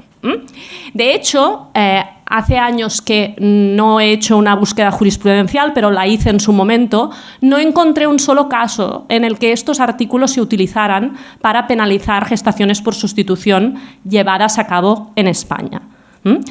¿Cuál es la consecuencia jurídica que tendría una gestación por sustitución realizada en España? Pues la aplicación del artículo 26.2, letra C, apartado segundo de la Ley de Técnicas de Reproducción Asistida.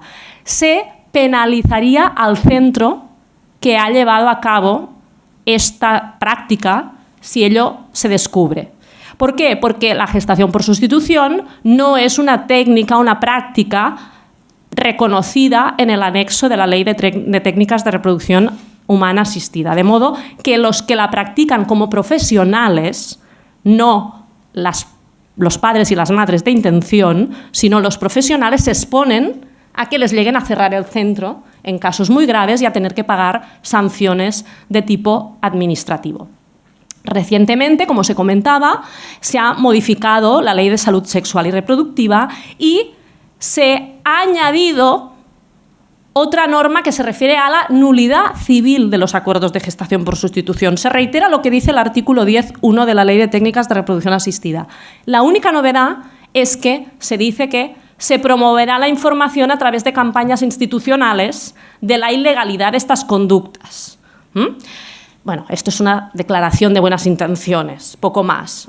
Sí que se ha añadido una norma que prohíbe la promoción comercial de la gestación por sustitución, pero, como digo, no se penaliza en ningún artículo de la legislación española a quienes recurran a esta práctica. Como mucho, las consecuencias serán consecuencias a nivel civil. Madre será la señora que ha dado a luz en California o en Ucrania. Pero puesto que esta es una situación de derecho internacional privado, el derecho internacional privado tiene sus mecanismos para que, si el acuerdo de gestación por sustitución ha respetado unos mínimos básicos, pueda acabar siendo reconocida como madre la madre de intención que vive en España. Me parece importante destacar esto. ¿Por qué? Porque España no es Francia. En Francia la gestación por sustitución está prohibida en el Código Penal. Y la realidad española en esta cuestión es cuanto menos curiosa, llama la atención. ¿Por qué? Porque España es uno de los primeros destinos del mal llamado turismo reproductivo, como todos saben, sobre todo para parejas de personas de distinto sexo, en ordenamientos donde no se puede acceder a gametos donados o a donante anónimo, sobre todo también para parejas de mujeres en ordenamientos donde la doble maternidad no está permitida, y también para mujeres solas en ordenamientos donde mujeres solas no pueden acceder a reproducción asistida, ¿no? Pero en materia de gestación por sustitución, España manda a sus ciudadanos al extranjero, ¿no? Aquí sí que hay una diferencia con los estados europeos o no que permiten la gestación por sustitución. España en esto no está en esta línea de estos pocos estados.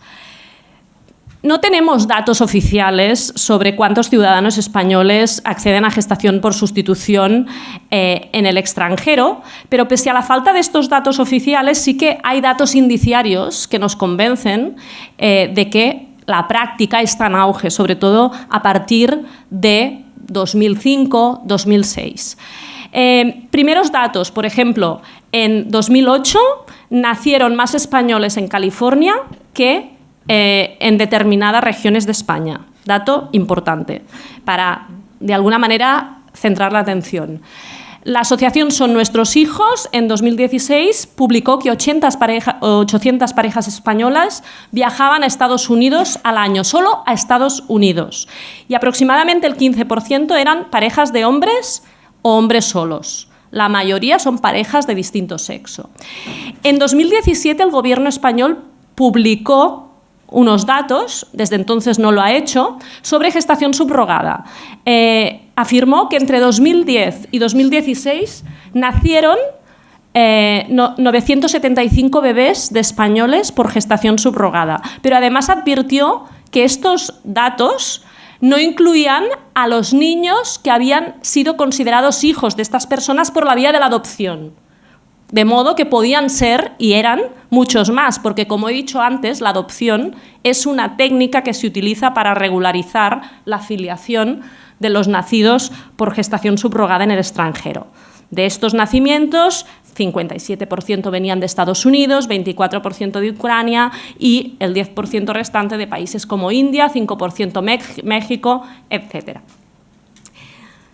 Me parece muy importante, y estábamos esperando desde hace mucho tiempo ese estudio que nos ha presentado antes la profesora Rodríguez Jaume, que refleja cuál es la opinión pública española sobre la gestación por sustitución. ¿Por qué me parece importante? Porque en derecho, y yo me dedico en particular al derecho de familia, en muchos ámbitos vemos cuál es primero la opinión pública, de alguna manera la opinión de la sociedad, y después regulamos. Por ejemplo, en matrimonio entre personas del mismo sexo. Había una aceptación importante de las uniones del mismo sexo, que se había visto a partir de la aprobación de las primeras leyes autonómicas que reconocían derechos a parejas del mismo sexo. De ahí se pasó a el matrimonio entre personas del mismo sexo porque estaba ampliamente aceptado por la sociedad española que las parejas del mismo sexo pudieran formar familias. Sin embargo, hay otras materias en derecho de familia en las que primero ha venido la regulación y después la amplia admisión. Me refiero, por ejemplo, a guarda compartida. La guarda compartida no estaba tan aceptada socialmente hasta que varias comunidades autónomas empezaron a reconocerla y a darle efectos. De modo que no siempre la sociedad tiene que ir por delante. Pero es que en esta materia, además, la sociedad parece que acepta la gestación subrogada. Y creo que esto es importante tenerlo en cuenta. A mí me llama la atención de estos datos de que el 58% de los encuestados estarían a favor de regular la gestación por sustitución y el 53% además accedería a gestación por sustitución en caso de necesitarlo, porque no distan tanto de los datos de países como Reino Unido que regulan la gestación subrogada desde hace muchos años. En esos países, obviamente, el porcentaje es más elevado, pero no estamos tan lejos y no la tenemos ni tan solo regulada, ¿no? Solo para reflexionar. De todo esto, la perspectiva que extraigo es que en España las autoridades administrativas, judiciales, y ya no entro en la sociedad, ya me he referido a ello, sino que las autoridades administrativas y judiciales tienen una aproximación cuasi tolerante a la materia. ¿Y por qué digo que existe esta aproximación? Pues porque, como he mencionado antes, en España, a diferencia de países vecinos como Francia, no hay una prohibición específica de la gestación subrogada. y no hay sanciones penales o administrativas contra quienes recurren a ella. Esto me parece muy importante decirlo. Pero es que además, a partir de 2010, hay un cambio muy importante que viene de alguna manera dado por esta famosa instrucción de 5 de octubre de 2010, que viene a validar ciertos acuerdos de gestación por sustitución que se han podido celebrar en el extranjero, reconociéndoles efectos en materia de filiación, permitiendo que los padres y madres de intención sean además considerados padres y madres legales si cumplen determinados requisitos. Pero es que además la Sala Primera del Tribunal Supremo, pese a criminalizar la gestación subrogada y hablar de toda gestación subrogada sin distinguir en términos de explotación, acaba abriendo puertas a los padres y madres que recurren a gestación subrogada para que sean considerados padres y madres legales por alguna vía, aunque sea por la vía más lenta y más difícil de la adopción. ¿Por qué? Porque, como ya han mencionado mis compañeras antes, deciden sobre esta situación en un plano ex post, cuando ya hay un niño cuyos derechos, cuyo interés superior debe prevalecer, ¿no? También me parece importante que la Sala Tercera del Tribunal Supremo, a pesar de que la gestación subrogada es nula de pleno derecho en España, concede permisos de paternidad y maternidad a estos padres y madres, de nuevo, para proteger el interés superior del menor. Y también me parece relevante que varias audiencias provinciales españolas, entre ellas algunas audiencias de Barcelona y Zaragoza, han decidido sobre acuerdos de gestación subrogada que son nulos de pleno derecho, condenando a empresas intermediarias españolas por no prestar los servicios a los que se comprometieron con los padres y madres de intención, ¿no? De modo que estamos dando efectos a acuerdos que, en principio, son nulos de pleno derecho. ¿Cómo califico esta situación? Pues la califico de neutralidad moral. ¿Por qué? Porque, de alguna manera, las autoridades españolas lo que están diciendo es gestación subrogada, sí, pero no dentro de mis fronteras. Que gesten mujeres no españolas. Y esto me parece de una hipocresía total, ¿no? ¿Tiene sentido externalizar una demanda social que se basa en el deseo legítimo de tener descendencia y cuya exportación implica riesgos? Reformulo la pregunta. No voy a entrar en el debate o el dilema entre derecho y deseo. Creo que no me corresponde. Pero sí que voy a decir que, con independencia de que pueda haber un derecho a tener hijos y a tenerlos mediante reproducción subrogada, en lo que no entro, sí que estamos hablando de un deseo legítimo. Y los deseos a veces se regulan y se convierten en derechos. Y me voy a remitir al ejemplo de la comaternidad. Hasta 2007, en España, 2 mujeres no podían ser consideradas madres legalmente desde el momento del nacimiento. Lo podían ser por la vía de la adopción en algunas comunidades autónomas. Pero en 2007 el legislador consideró que 2 mujeres casadas podían ser consideradas madres si recurrían a reproducción asistida. ¿De acuerdo? Lo que antes era un deseo, se convierte legislativamente en un derecho. Por tanto, lo importante es la decisión de política legislativa que pueda tomarse al respecto. Además, no regular a nivel interno implica promover la discriminación elitista, admitir que la gente va fuera. ¿Y quién va fuera? No siempre, pero muchas veces quien puede permitirse el coste de estos tratamientos en el extranjero. Además, no regular aquí implica no controlar. Y no controlar implica no poder saber si las mujeres que están ejerciendo de gestantes lo están haciendo en situaciones de explotación o no. No regular implica que se pueden dar casos de mercantilización, que no nos gustan. Y también implica que se pueden dar casos de mala praxis y baja calidad del tratamiento, ¿no? Por tanto, creo que las legislaciones sobre reproducción asistida tienen un marcado carácter simbólico. Regulando tenemos más fuerza para decir qué queremos, qué no queremos y cómo lo queremos. Dos ejemplos del derecho comparado y voy acabando, Marc, no quiero poneros más nerviosos. El primer ejemplo es la regulación de Cuba, a la que ya ha hecho mención la profesora Olavarri antes. El Estado cubano modifica la legislación sobre familia aprobando el Código de las Familias el año pasado, en 2022. Esta norma entra en vigor el 27 de septiembre de 2022, de modo que no hay a día de hoy todavía casos de niños nacidos en Cuba por gestación solidaria. Pero Cuba ha tomado la decisión de regular la gestación con carácter altruista. ¿De qué manera? Pues controlando mucho o con la intención de controlar. ¿Por qué? Porque los contratos de gestación por sustitución solo se podrán realizar mediante familiares o mediante personas que tengan una relación afectivamente cercana, dice el Código. Y esto lo deberá controlar caso por caso una autoridad judicial. Eso me parece esencial cuando hay un resultado que es un niño que van a hacer de estas técnicas. Y en segundo lugar hay un elemento que me parece muy importante y que tiene sentido en un Estado como el cubano. Hay un control público férreo. Los centros que practican reproducción asistida son centros públicos, de modo que ningún acuerdo de gestación subrogada que pueda tener efectos puede quedar al margen del Estado. Eso me parece muy importante, no en técnicas de reproducción asistida necesariamente. En España hay más centros privados que públicos, pero si se decide regular la gestación subrogada, sí que creo que tendría que haber un registro público de control de gestantes, de padres y madres de intención, y además que permitiera de alguna manera que la gestante fuera conocida.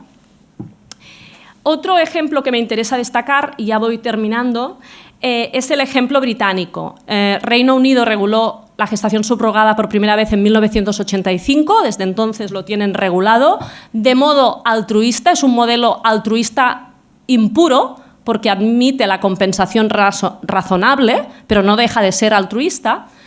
Pero se han dado cuenta, 40 años después de su admisión, que este sistema tiene fallos y por eso la Law Commission de Inglaterra y Gales, junto con la Law Commission escocesa, han elaborado un informe, un report que les recomiendo leer a los que no lo hayan hecho, porque de alguna manera nos permite aprender de los que tienen experiencia en esta materia.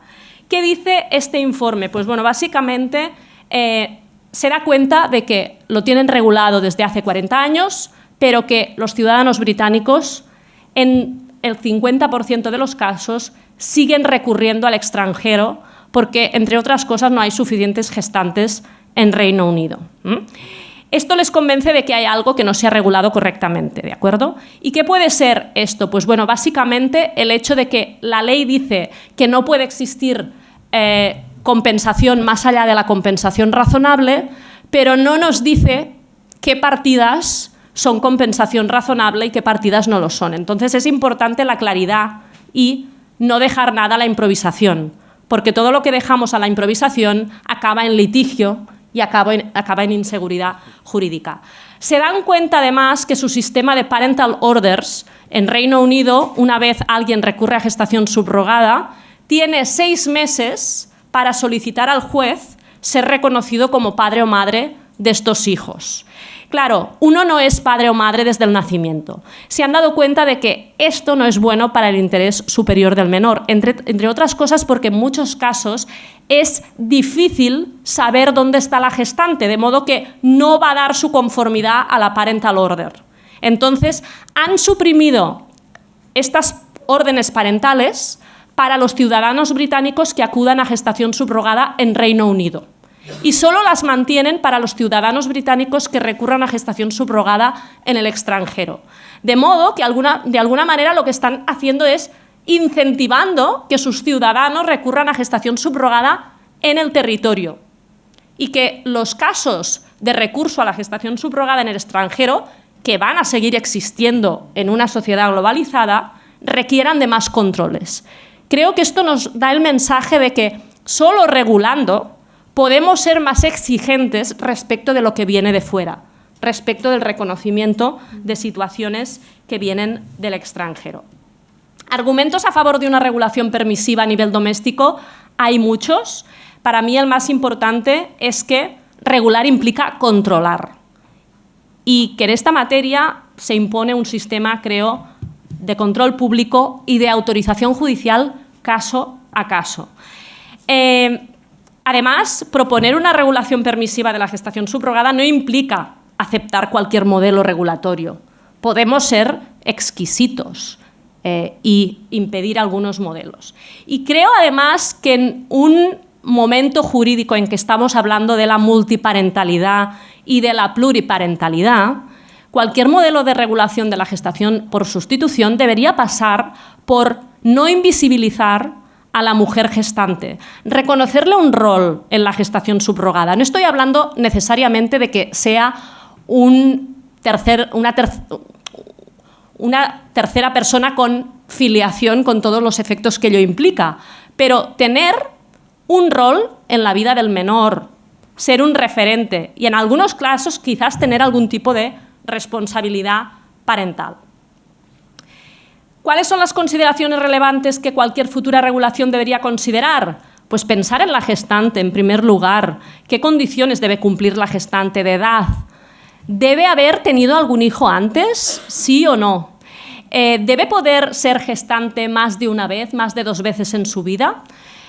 Segunda pregunta, ¿quién puede ser padre o madre de intención? En la adopción hay férreos controles respecto de las personas que acceden a ella. ¿Por qué no puede haberlos en la gestación subrogada? Si la respuesta es sí, ¿por qué no puede haberlos en la reproducción asistida en general? ¿Qué vínculos deben existir o no deben existir entre la gestante y él o los progenitores de intención? A veces no es positivo que la gestante y los progenitores de intención sean personas muy cercanas, donde pueden darse situaciones de coacción, etc., ¿no? ¿Cómo el derecho debe hacer frente a los posibles cambios de opinión de la gestante? En Reino Unido se sigue optando por la regla que después del nacimiento, a pesar de que los comitentes son padres desde el nacimiento, la gestante, como en el caso de la adopción, tiene 6 semanas para lamentar su decisión. Deberíamos estudiar si esta regla conviene o si conviene o no conviene en todos los casos. Y finalmente, la decisión por la gestación altruista o la gestación comercial. Y sobre todo la pregunta, ¿qué significa altruismo? Creo que la compensación razonable no excluye el altruismo. Y finalmente, de admitirse la gestación subrogada doméstica, ¿puede restringirse la transfronteriza?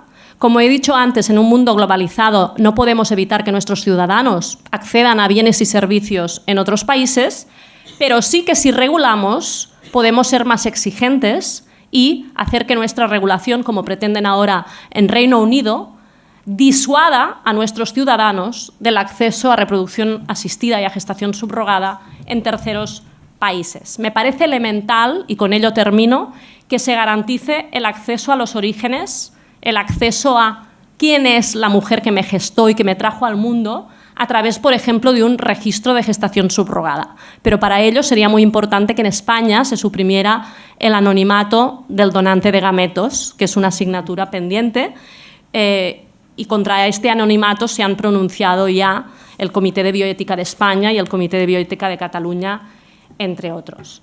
Esto es todo, muchas gracias y siento haberme extralimitado del tiempo. Gracias por ilustrarnos, doctora Farnós. Es el turno del doctor Romeo Casabona.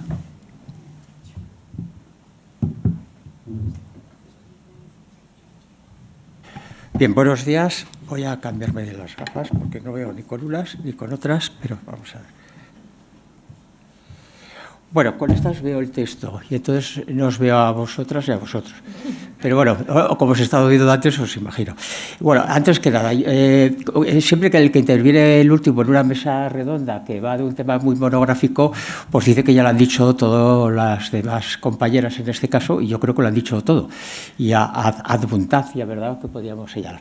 Pero bueno, yo también me he dejado ahí una cosita para decir que no habéis tocado las demás. Fijaos, lo que he tenido que rebuscar.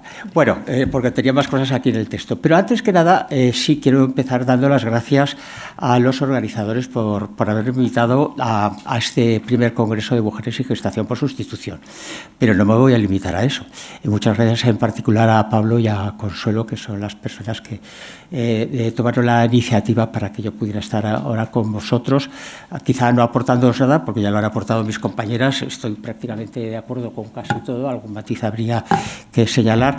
Pero antes de entrar, lo que quiero decir es que, porque ayer también se habló algo muy por encima, aunque precisamente una de las mesas era el tema de las asociaciones, bueno, yo creo que un asunto como este, en el que, por muy socialmente aceptado que esté, como nos ha dicho esta mañana María José,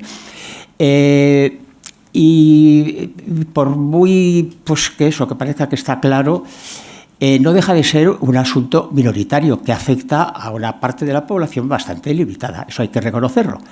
Y entonces las minorías, muchas veces, cuando no son intereses, por tanto, prioritarios para la sociedad, hay que verlo así, hay que ser realistas, pues se tienen que espabilar.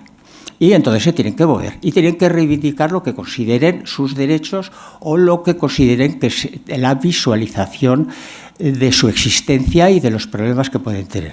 Yo os cuento esto desde la experiencia personal. No voy ahora a empezar a contaros mi vida, pero sí que una parte de ella muy brevemente, porque para daros, digamos, ánimos, los que los necesitéis, ¿verdad? Pero en fin, para reforzar la idea del asociacionismo en este asunto de la gestación por sustitución. Hace muchos años, en los años, bueno, yo era muy joven, pues había un problema del tratamiento de la insuficiencia renal crónica terminal. Es decir, cuando los riñones dejaban de funcionar, ¿qué pasaba? Pues si dejaban de funcionar, si no te daban algún tratamiento, te morías. Como no había tratamientos hasta hacía antes de los 70, pues te morías. Se hablaba del trasplante, te morías porque no había trasplantes y porque había muchos impedimentos.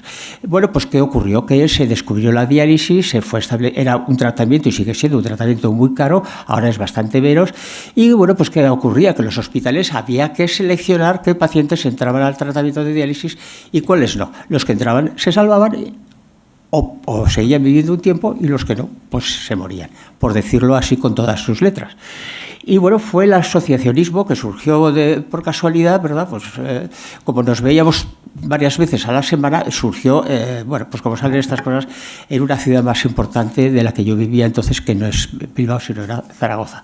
Y entonces, como nos veíamos tanto, porque teníamos que ir a diálisis 3 días por semana, un montón de horas, pues se dijo, pues teníamos que asociarnos, porque claro, no había ley de trasplantes, se hacía muy poco trasplantes, no había diálisis para todos, o sea que eran problemas realmente vitales. Y bueno, se creó la asociación. La verdad es que no éramos tan aguerridos como las chicas y chicos de ayer, pero nos movíamos, y la verdad con toda educación, ¿verdad?, frente a las instituciones, pero eso sí, pesados como moscas. Y bueno, pues conseguimos, siempre dice que uno lo conseguimos este asociacionismo, este movimiento asociativo, pues consiguió, pues que hubieran más centros de diálisis, porque es que la sanidad no tenía recursos, pero se fue consiguiendo que se dializaran los niños, porque no se les dializaba. Cuando a mí me tocó, ya no era niño, pude entrar. Y tampoco a los mayores. Bueno, pues se fue ampliando el espectro. Y bueno, pues había un tema de decir, y aquí diálisis para siempre, con todo lo que supone este tratamiento desde el punto de vista personal e incluso de salud. Bueno, pues se empezaban a hacer trasplantes solo en las grandes ciudades, en muy pocas grandes ciudades, porque tenían centros sanitarios importantes, pero es que no había donantes. Y es que había una ley que estaba regulada en el año 1950, y en el año 1950 nadie podía pensar en la posibilidad de un trasplante de órganos vitales. Tendría que llegar el famosísimo, por lo menos entonces, a lo mejor vosotras lo conocéis, el doctor Barnard, que dijo que si se encontraba con una persona muerta pero el corazón latiente, que él no tendría ninguna duda en trasplantárselo. Y así lo hizo, se le murió al cabo de unos días, pero bueno, eso supuso una revolución inmensa. Entonces, pues se vio que el trasplante podía ser una solución, pues para algunos casos mucho más rápida, en el caso de riñón, porque solo se necesita un riñón para sustituir los otros dos. En el caso de corazón, de hígado y otros, pues el riesgo era y es mayor.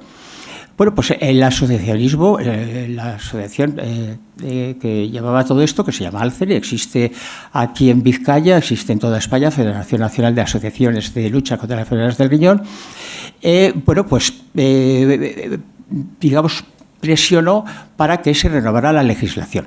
Era un tema entonces minoritario, porque eran pocas personas, pero bueno, las que estaban así implicadas y necesitaban pues la diálisis en primer lugar y el trasplante después. Bueno, pues hicimos un borrador de lo que podía ser una ley de trasplantes, se presentó a los diputados y senadores de los distintos distritos en España, es decir, de todas las provincias, se fue al Congreso y al Senado.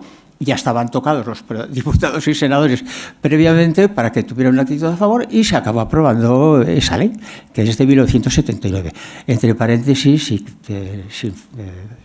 con modestia, el borrador lo redacté yo personalmente y mi orgullo es que está todavía en vigor después de tantísimos años. Yo era jovencísimo, es decir, que no siempre he sido tan viejo como ahora, pero entonces, bueno, pues estaba muy motivado, debo reconocerlo. Bueno, pasamos entonces a eso. El mensaje que quiero enviaros es que hay que ser un poquito pesados, pero con educación y con persistencia, para que se reconozcan las cosas, porque lo que no se entiende es por qué, si las estadísticas nos están diciendo, las encuestas nos dicen que la población, bueno, no vamos a decir mayoritariamente, pero un grupo sensible, más que grupo, porcentaje sensible está a favor. ¿Qué es lo que pasa? Pues ya lo sabemos, y es que los que tienen poder e influencia, no los influencers, porque esos son los de las redes sociales, y yo creo que los que tienen el poder no tienen ni idea de estas cosas de redes sociales, pero les da igual, no las necesitan, pues están en contra o están a favor, pero parece ser que mayoritariamente en contra, y además pues es un tema para los políticos, por ejemplo, pues es un tema que no lo ven rentable, porque el tema es muy complejo, desde todos los puntos de vista hemos visto que es complejo, y desde el punto de vista jurídico, pues ya lo han dicho mis compañeras, mejor de lo que yo pudiera señalarlo. Por tanto, piensan decir, a ver, esto va a tener un coste político para la gente que va a estar en contra, no lo vamos a saber explicar y igual pierdo votos, ahora que estamos precisamente con elecciones. Pero bueno, es una cosa, ¿verdad? Es paradójico porque además el fenómeno que ocurre en España, porque no lo he visto en otros países, es que no podemos ascribir directamente posiciones, digamos, conservadoras con que estén a favor o en contra. Más bien suelen estar en contra, pero hay de todo. Y lo mismo para la sorpresa, decir, es que los progresistas no van a apoyar esto, ni hablar. Están manteniendo, puesto que están en el poder, pues han mantenido posiciones muy duras y algunas de ellas ya las han reflejado mis compañeras porque han tenido cabida en textos legales, aunque verdad, no con la fuerza que hubiera querido algún sector del gobierno y que afortunadamente pues ahí la rama mayoritaria del gobierno pues lo impidió, a pesar de que en esa rama mayoritaria había alguna persona, precisamente mujer, muy radical, pero las del ministerio que no sé cómo se llama, que tiene el título tan largo, pero que empieza por igualdad, bueno, pues a mí la verdad es que es una cosa impresionante. Incluso pues en estas posiciones, verdad que dicen, ya lo han dicho ellas y se ha estado diciendo estos días, no digo nada nuevo, que se considera que es una explotación de la mujer. A ver, dígame cuándo, ¿verdad? Cuando hay explotación, y eso lo vamos a impedir, pero no en todo caso, no generalice, no simplifique, no sea usted tan Roma, con perdón, ¿verdad? No me refiero al imperio, no sea usted tan Roma, tan corta de visión, vaya un poco más al detalle, pero no les interesa ir, pues como tienen el poder, pues tampoco lo tienen por qué discutir. Bien, y luego, pues claro, una cosa que me indignó, que viene de estos grupos, quizá como los que estuvieron ayer en la puerta, decir que es que se considera la mujer gestante por sustitución, se la tiene como una vasija. La verdad es que esto no es de ahora, es de hace ya un tiempo. Cuando yo leí esa frase, la verdad es que me quedé impresionado. Digo, pero ¿cómo puede haber alguien que diga esa barbaridad, esa tontería, con todas las letras? Es precisamente lo contrario, es considerar que la mujer no tiene capacidad para dirigir autónomamente sus propios actos. ¿Se equivocará o no se equivocará en esto o en otras cosas? Pero está decidiendo lo que ella quiere decidir. Otra cosa es que la ley se lo reconozca o no, ¿verdad? Porque a eso llegaremos, como ya han dicho mis compañeras. Pero eso me parece un insulto, es degradar a la mujer. Precisamente quienes dicen que la defienden. No la defienden, son personas fanáticas que no tienen ninguna capacidad, ninguna aptitud para el debate debate y para el diálogo, que es lo que procura acercarnos. Bueno, hay otras posiciones, pues ya sabemos que dicen, no, aquí la autonomía pues tiene que regir al máximo, aquí nos ponemos de acuerdo, claro, sí, ese es precisamente el caldo de cultivo para la explotación de la mujer. ¿Verdad? No, yo me pongo de acuerdo con ella, pero eso sí, vamos a hacer que se cumplan estos requisitos, si no nos gusta el niño o cambiamos de opinión, pues que se lo quede ella, etc. Eso sí que es explotación de la mujer y eso también hay que impedirlo y por consiguiente es ahí donde entra el derecho, como ya se han encargado de decir varias veces mis compañeras. Por tanto, el derecho tiene algo que decir. Yo he de señalar ya de entrada, porque ahora no sé dónde tendría que seguir, pero a ver... sí, esto lo que sí que quiero decir por delante que indudablemente creo que es una materia que tiene que ser regulada y claro, cuando uno dice que tiene que ser regulada es que tiene que ser permitida, tiene que haber un marco de permisividad, no de permisividad, de permisión, de autorización. Ahora sí que voy a poder ir a otros argumentos. No me quería saltar lo que habéis mencionado varias, la última ha sido tú, de la ley esa que tiene el título tan largo que yo me tenía que saber de memoria, la de la libertad reproductiva y sexual y reproductiva. ¿Verdad? Habéis hablado de esos artículos y tú has hablado algo por encima de la exposición de motivos, pero es que hay una frase, que no me la quiero saltar, en la que, a ver si la encuentro, porque esto retrata a la ministra esa que lo propuso, pues sigue siendo ministra, pero bueno, esperemos que por pocos días, ella, no digo más. Esto dice que en la exposición de motivos, porque claro, ella dice, no, es que han copiado el artículo 10 de la ley, ¿verdad?, y lo han transformado en el 30 y luego se meten con las agencias. Bien, pero lo que querían meter y no pudieron porque otra rama del gobierno, es decir, el Grupo Socialista lo impidió, es que ellos consideran, por eso sí que lo metieron en la exposición de motivos, afortunadamente, como ya han dicho mis compañeras, no es prescriptivo, es decir, no obliga a los ciudadanos ni a los que tienen que velar porque se cumpla la ley, es que dice que formas de violencia en el ámbito de la salud sexual y reproductiva de la mujer, pero además diciendo, incluyendo y por tanto equiparando la gestación subrogada con, entre comillas, la esterilización forzada y la anticoncepción y el aborto forzado.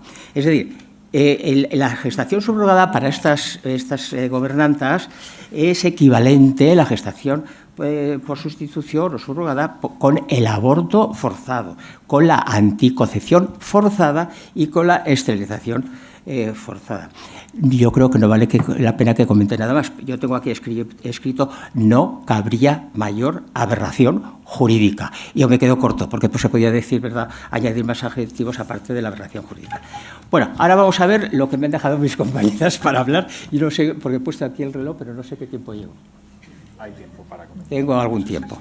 Bueno, como hemos llegado a la conclusión, los que estamos en la mesa y por supuesto, en otras intervenciones que ha habido a lo largo de hoy y de ayer, bueno, pues habría que regular la gestación por sustitución en nuestro país. Ya está regulada, pero de otra manera, es decir, de manera que se permita y que se autorice. Entonces, bueno, pues a mí lo que me gustaría es decir, aunque yo esto lo escribí hace muchos años, ahora lo recuerdo al detalle, aunque he copiado alguna cosa, es que se ha estado hablando también esta mañana, estos días, de que en nuestra Constitución, no debemos olvidarnos que por muchos deseos que tengamos, la Constitución es nuestro referente obligado, como ya se ha dicho, y a partir de ahí el artículo 10, apartado segundo, nos permite, para la interpretación de los derechos fundamentales y libertades públicas que reconoce la Constitución, ir a tratados, convenios internacionales que se ocupan de los derechos humanos, con lo cual la verdad es que la caja de la Constitución española en relación con los derechos fundamentales se abre considerablemente.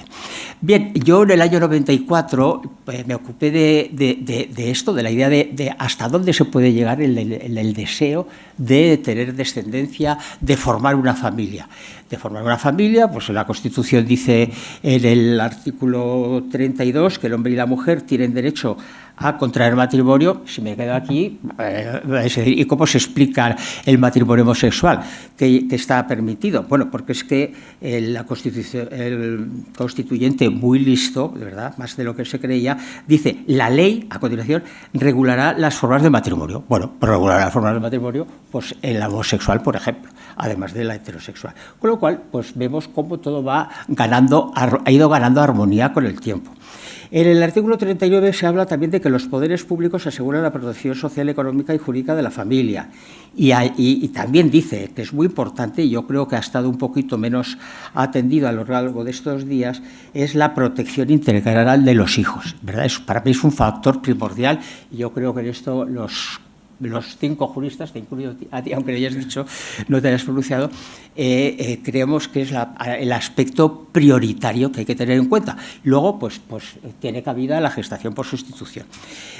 Bueno, pues yo llegué a la conclusión hace años, y bueno, el tiempo pues ha ido confirmando, que la familia no se puede reducir a la pareja heterosexual, sino que admite nuestra Constitución diversas formas de concebir la familia, y de hecho en los últimos años sobre todo pues hemos visto cómo se ha ido produciendo una variedad.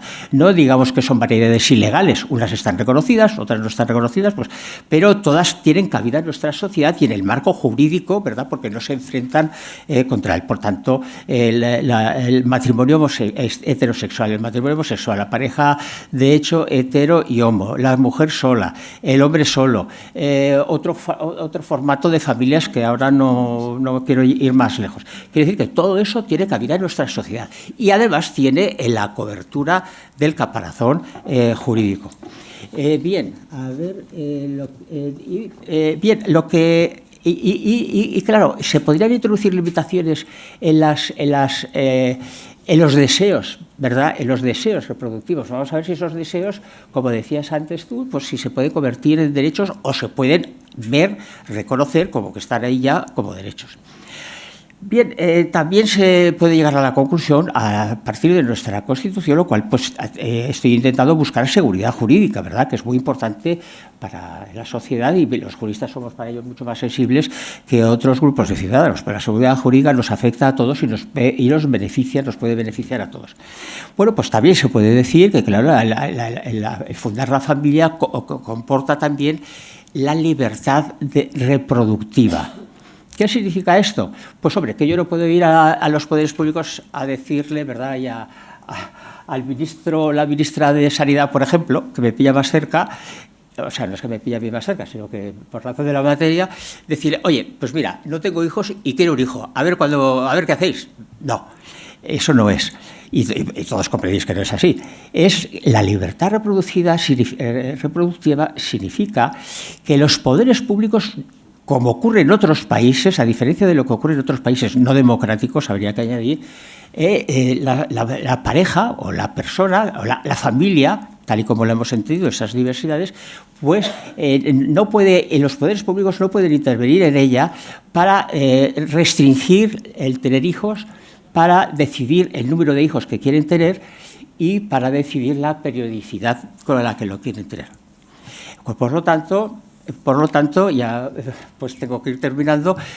Por lo tanto, bueno, pues vemos que hay un campo realmente abierto. Ahora, porque si no me va a quedar incompleto, entonces me quito las gafas de leer para así no, y me pongo las de no ver. Bien, entonces, ¿qué ocurre? Pues que eso es así. Nadie puede interferir. Yo lo que digo, el Estado no puede entrar en nuestro dormitorio. Lo que hagamos dentro del dormitorio, o en la tienda de campaña, o donde nos pille, no puede entrar. Eso forma parte de nuestra intimidad familiar, que también está protegida como derecho fundamental en la Constitución. No puede entrar. Ahora bien, si usted sale del dormitorio, es decir, si usted pide asistencia, ayuda, por ejemplo, a técnicas de reproducción asistida, el Estado va a decir, aquí ya voy yo, porque esto afecta a la sociedad.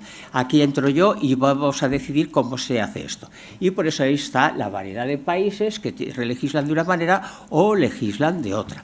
Nosotros tenemos una ley de técnicas de reproducción asistida que es bastante amplia en términos generales, quizá a lo mejor no demasiado amplia o demasiado indefinida en algunos aspectos. Pero bueno, El caso es que la tenemos ahí, pero no recoge la gestación por sustitución. Yo creo que el legislador sí que tenía que tomar medidas, estoy aquí ahora recortando, medidas para permitir la gestación por sustitución y ese artículo 10, ¿verdad?, y sus derivados, pues dejarlos fuera. Porque es una realidad que la gestación por sustitución se ha ido desarrollando en los últimos años, una realidad social, a la cual hay que dar respuesta, eso sí, ¿verdad?, dentro de los límites que marque también la ley, que debe marcar la ley, queramos o no. Ha habido aquí algunos puntos que ya han ido surgiendo de qué podría contener esta ley, de qué temas se debería ocupar. Yo ahora no puedo entrar porque si no me va a echar el moderador, pero sí que digo que los principios básicos que se deben de tener en cuenta, los principios regulativos generales, y que no puedo desarrollar, son, en primer lugar, lo cual no excluye otras cosas, pero las que no digo es que habría que discutirlas. En primer lugar, la gestación por sustitución tiene que tener el mismo marco que en principio, porque hay alguna excepción, tiene las demás técnicas de reproducción asistida, es decir, para cuando se presentan problemas de fertilidad. Y aquí no cabe la menor duda, cuando hablamos de fertilidad patológica de una enfermedad o de infertilidad estructural o funcional. Es decir, cuando pues es una pareja homosexual o una persona sola. Segundo, por tanto, dejo aquí fuera, lo cual no quiere decir que lo rechacen, pero lo dejo fuera, porque no puede tener el mismo nivel y el legislador puede decir qué es lo que hace cuando no hay un problema de fertilidad patológico o estructural o funcional. Segundo, se hablaba antes de la solidaridad y del altruismo. Bueno, yo creo que lo que puede, digamos, legitimar al legislador es que la gestación por sustitución, que en principio podemos ver valiosa, es la que se mueve por solidaridad. Luego se podrá matizar, y no voy a matizar más, pero la idea es solidaridad, que es distinto al siguiente paso, que es el altruismo. El altruismo significa que uno participa en algo, ayuda a otro o a otra desinteresadamente, sin ningún otro, por tanto, interés de carácter económico o traducible económicamente. Bueno, y aquí pues es cuando viene el problema que ya ha salido varias veces de la retribución o de la compensación económica. Lo ideal para mí, entiendo que el altruismo significaría pues que fuera gratuito, pero realmente hay gastos y por tanto el excluir la compensación económica ya parece que no va de suyo. Ahora, el problema es decidir, ver, valorar. Habría que buscar los medios, los recursos para que, porque ese es el punto de fraude de ley más importante que se podría dar cuando se regule esta materia. Y es distinguir cuándo estamos hablando realmente de una compensación económica y cuándo de una retribución. Es decir, yo estoy haciendo un trabajo, se ha dicho antes, pues yo cobro por ese trabajo. ¿Que se debiera incluir o no la ley? Pues yo en principio creo, mi opinión personal, totalmente personal, es que no. ¿Que se admita una compensación? Sí, pero a ver cómo hacemos para evitar que haya fraude. Y termino, si me he excedido, lo siento mucho, pero también mis compañeras han excedido, principio de igualdad y no de discriminación por razón del sexo.